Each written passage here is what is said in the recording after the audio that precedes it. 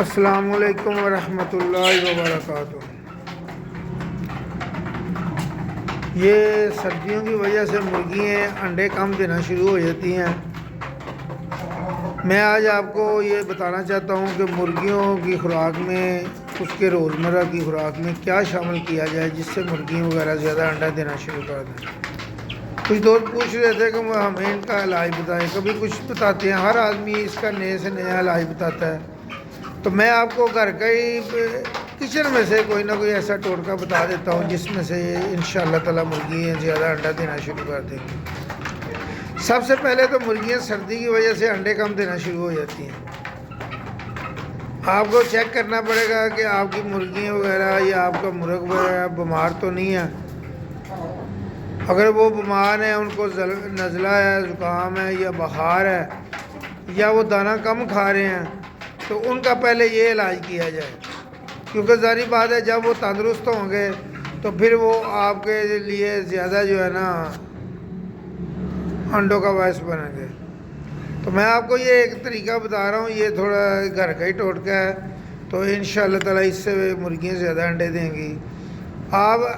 آٹا لے لیں، جو ان کو آٹا آپ ڈالتے ہیں نا، گوندا ہوا آٹا جو ہوتا ہے جس سے آپ روٹی پکاتے ہیں،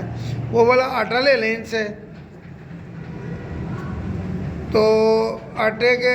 اندر ایک ایسی چیز ملا دیں کہ جس کو آپ کے کچن میں اور آپ خود بھی روزانہ کھاتے ہیں، تو وہ آپ ان کو جب ڈال کے دیں گے، میں آپ کو اگر میں اور بھی اس کی ایک دو چیزیں بتاؤں گا، ابھی میں آپ کو یہ چیز بتا رہا ہوں کہ اس کے اندر نا آپ آٹے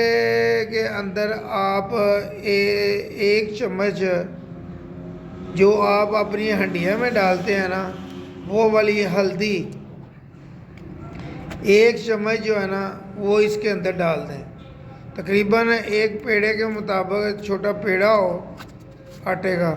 اس میں ایک چمچ کافی ہے،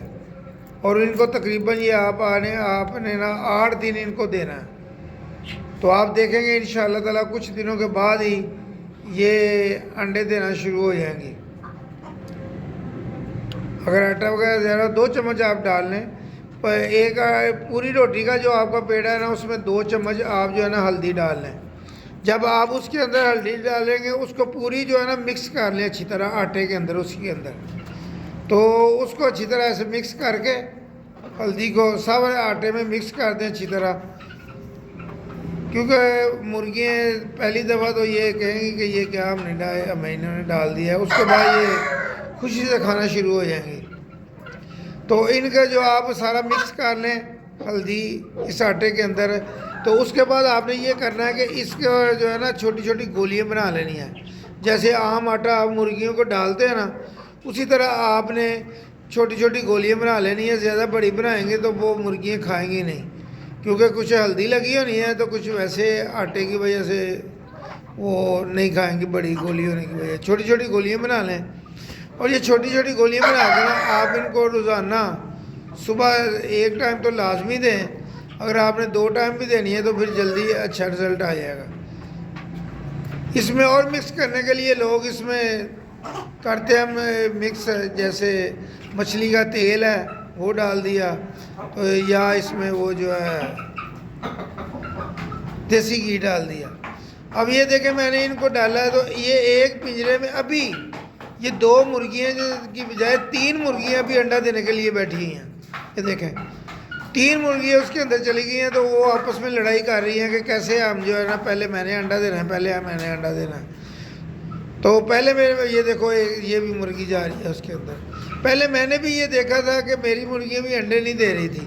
تو یہ میں نے ان کو ڈالنا شروع کیا، تو اللہ کی مہربانی سے جو ہے نا ان مرغیوں نے روزانہ انڈے دے رہی ہیں اب۔